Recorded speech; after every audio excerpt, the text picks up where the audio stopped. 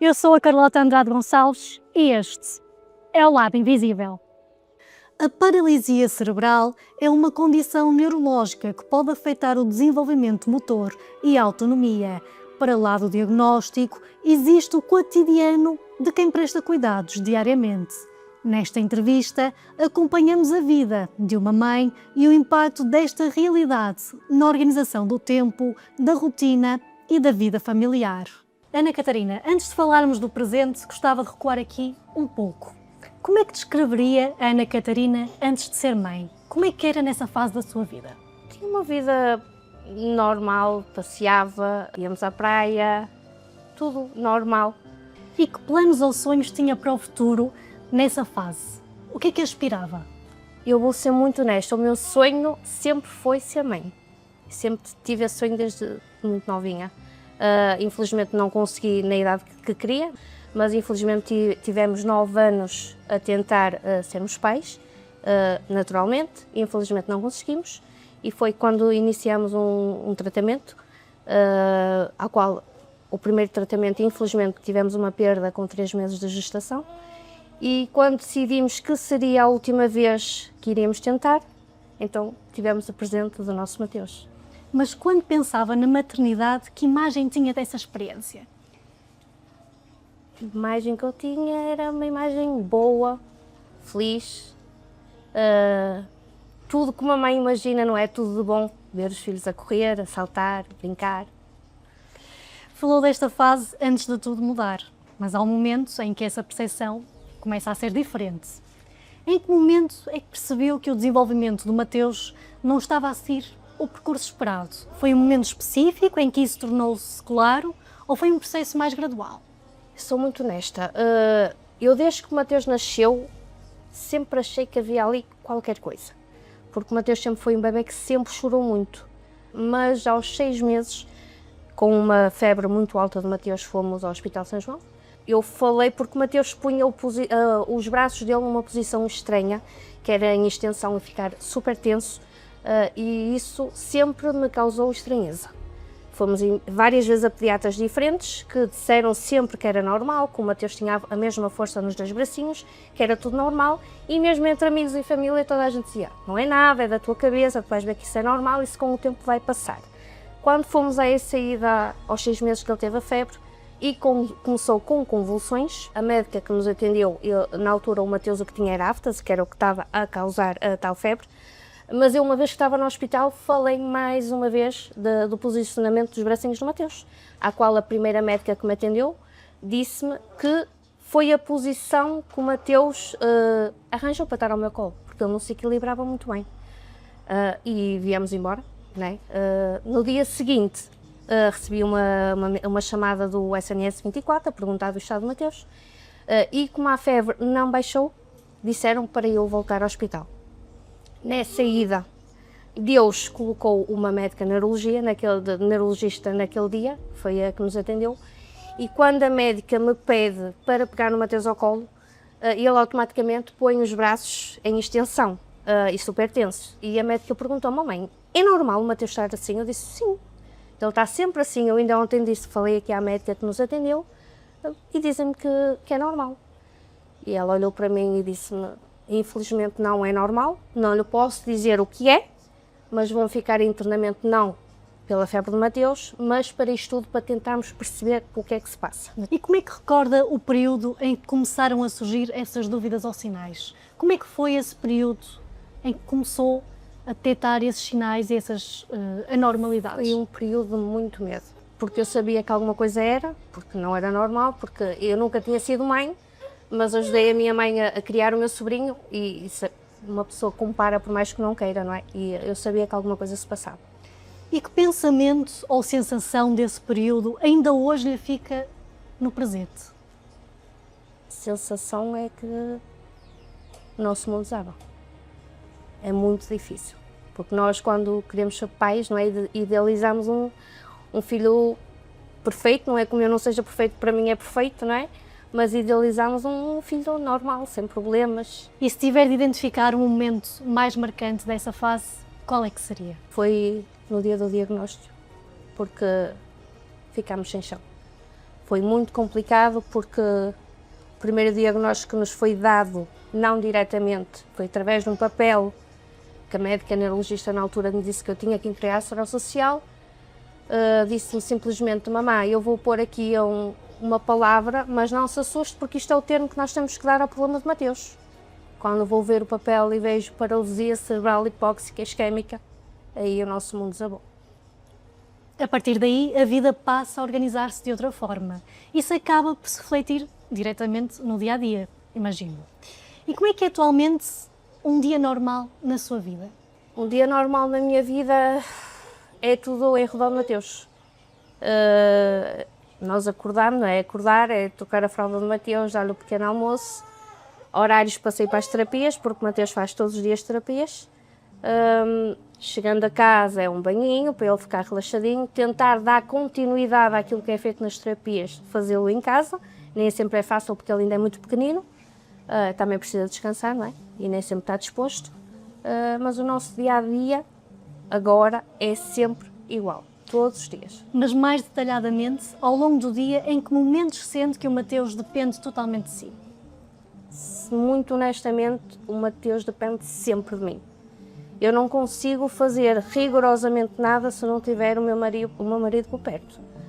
O meu marido quando está a trabalhar, eu estou sempre de volta de Mateus, não consigo fazer rigorosamente nada. Quando o meu marido chega, é que eu consigo tratar de tirar a carne para fazer de comer, tratar da roupa, se tiver que passar a ferro. Fora isso, eu não consigo fazer nada, porque o Mateus requer muita atenção, muito colo, porque ele não consegue brincar sozinho, ele ainda não se senta completamente bem sozinho. Então lá está, só com o apoio do meu marido é que eu consigo fazer alguma coisa, senão não consigo. E há tarefas básicas do dia-a-dia que se tornam difíceis de conseguir realizar, como, por exemplo, descansar, comer ou tomar banho? Tudo isso. Eu posso lhe dizer que às vezes além de não ter tempo, eu nem sequer me lembro de comer. A única refeição que eu faço é o jantar, porque tenho que fazer o jantar para o meu marido e então eu janto. Mas eu nunca almoço. Nunca almoço, porque eu não tenho tempo e nem sequer me lembro. Tomar banho só com o meu marido em casa, ou então tenho que pôr o Mateus numa cadeirinha de alimentação. Eu levo-o para a minha beira para a casa de banho, tento entretê-lo com alguma coisa e tomo banho assim, senão é muito complicado. E consegue identificar quando foi a última vez que teve apenas um dia para si? Não me lembro. Desde que o Mateus nasceu, não me lembro. Infelizmente, a minha vida, o meu tempo, é tudo para o Mateus. Eu esqueci-me um bocadinho comigo. Essa rotina acaba por ocupar praticamente tudo. E isso mexe também com a forma como se vive por dentro. Com tudo o que a maternidade e o cuidado trouxeram, sente que a sua identidade se mantém intacta? Ana Catarina continua a mesma? Não, de maneira nenhuma. O que é que mudou? Um bocadinho de tudo. Olha, os poucos amigos que nós tínhamos, alguns foram-se embora, outros ficaram, muito poucos. Considero amiga uma ou duas pessoas que ficaram. Eu sei, se precisar de algo é só ligar para ela e ela está lá. Família, graças a Deus, temos um apoio que nem há palavras, porque estão sempre lá, mas é muito complicado, é muito difícil. E que aspectos da sua vida foram mais afetados? A profissão, os tempos livres? Olha, Carlota, eu sou muito honesta, a profissão eu não vou pôr em causa, porque quando eu soube que estava grávida do Mateus, eu deixei de trabalhar com medo que tivesse outra perda. Eu parei por completo para conseguir levar a gestação até ao fim. Por isso, nesse aspecto, eu não o posso falar. Em relação a tudo o resto, foi muito complicado, porque, lá está, tudo mudou. Tudo mudou. Ficou tudo diferente, a nossa vida virou de cabeça para baixo. Existe algum momento em que sinta necessidade de descanso, sem responsabilidades? Sim. Eu às vezes a minha vontade, há dias que me apetece desistir de tudo. Desistir de tudo e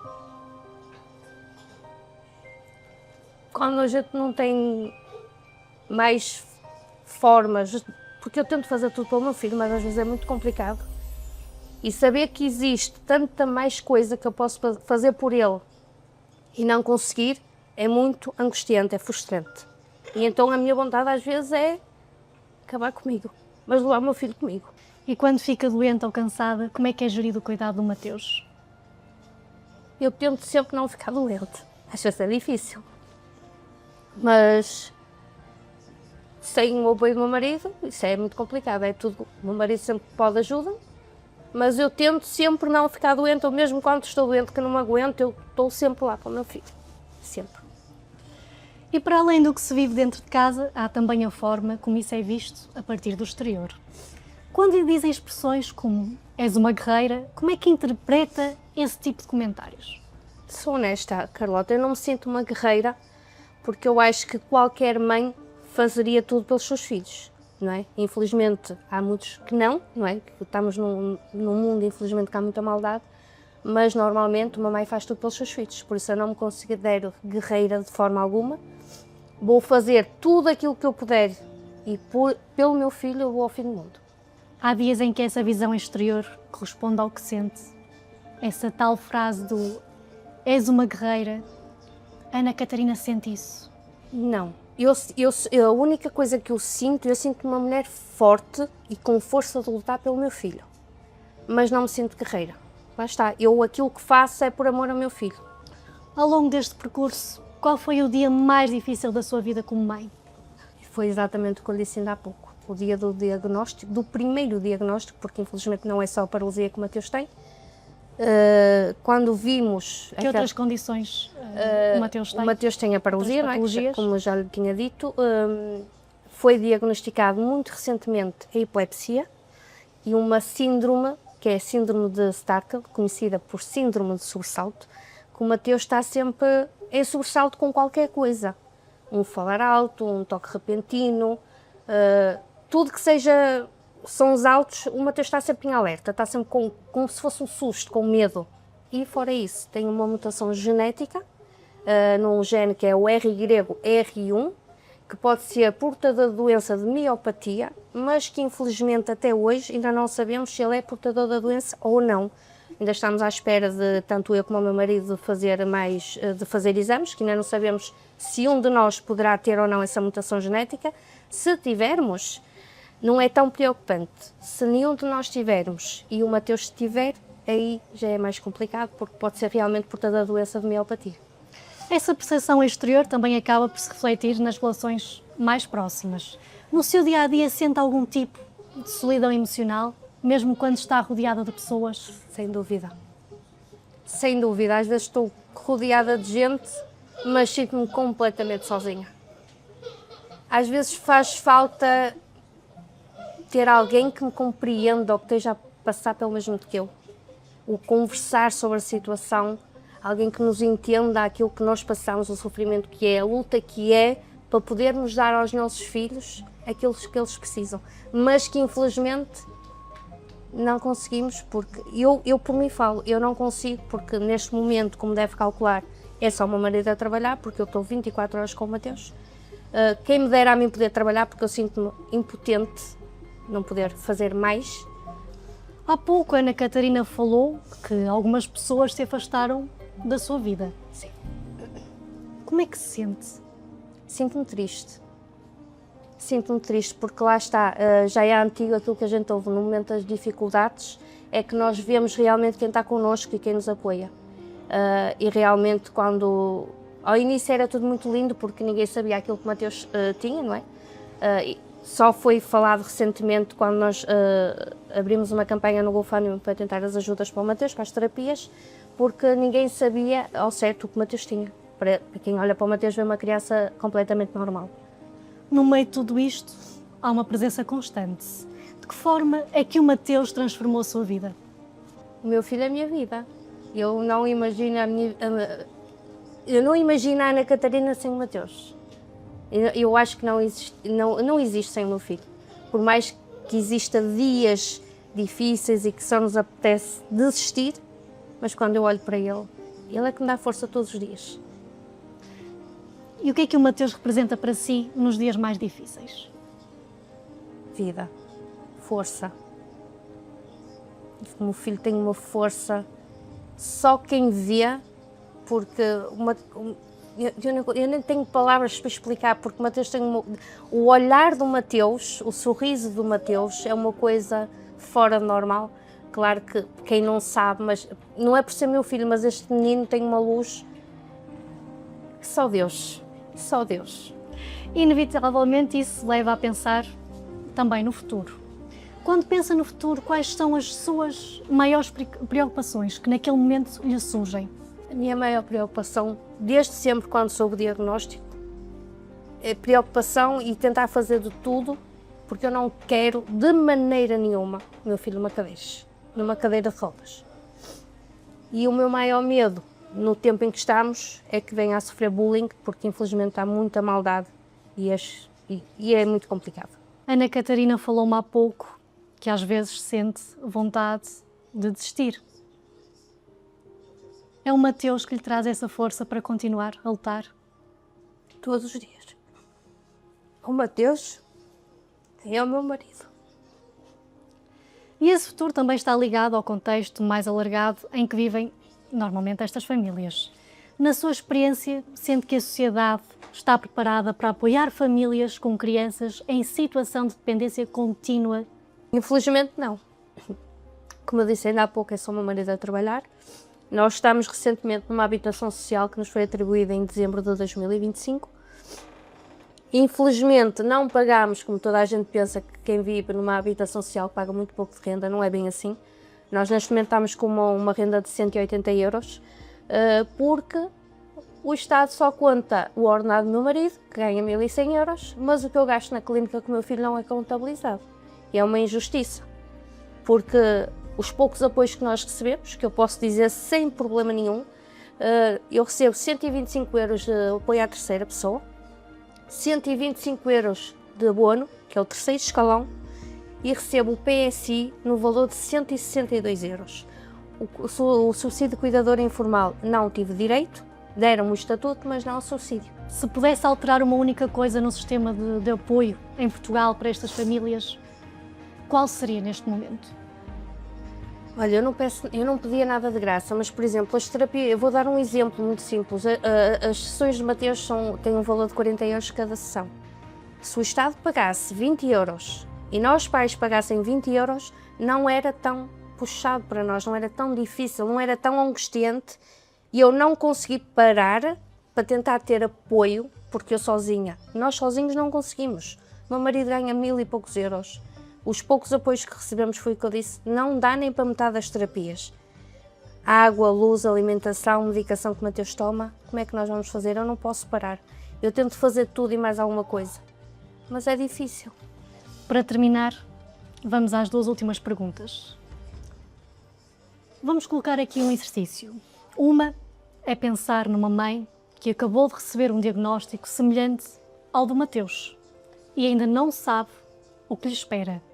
O que é que lhe diria nesse momento inicial? O diagnóstico não é o fim. De maneira nenhuma. E para nunca desistir. Porque até podem dizer, olha, não vai andar, não vai falar. E se pararmos, realmente isso pode acontecer. Mas se nós lutarmos e lutarmos e lutarmos e tivermos fé em Deus, tudo pode acontecer. Nada é impossível até que seja feito. Se um dia o Mateus vir esta entrevista, o que gostaria que ele percebesse ou sentisse sobre a mãe dele? Gostaria que ele sentisse que nunca teve abandonado e que os pais fizeram de tudo e mais alguma coisa por ele.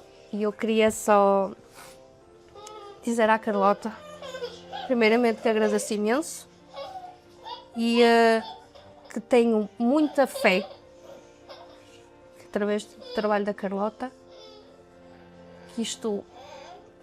que este problema que não é tão falado na sociedade, que é as crianças especiais e não só, que isto vai chegar longe e eu tenho fé que nós vamos conseguir as ajudas que precisamos para dar continuidade às terapias do Mateus. E agradeço muito, e a Carlota deixou-me dizer tudo aquilo que eu sentia. Senti-me super à vontade. Muito obrigada. Muito obrigada, eu, Ana Catarina. Certamente a vida é grande e traz-nos sempre oportunidades. Temos que agarrar o lado bom da vida, não é verdade? É verdade. Obrigada. Muito obrigada, eu, Carlota. Muito sucesso. Obrigada. Hoje conhecemos a Ana Catarina. Amanhã a rotina será igual. Mas agora já conhecemos o que ela carrega em silêncio. Eu sou a Carlota.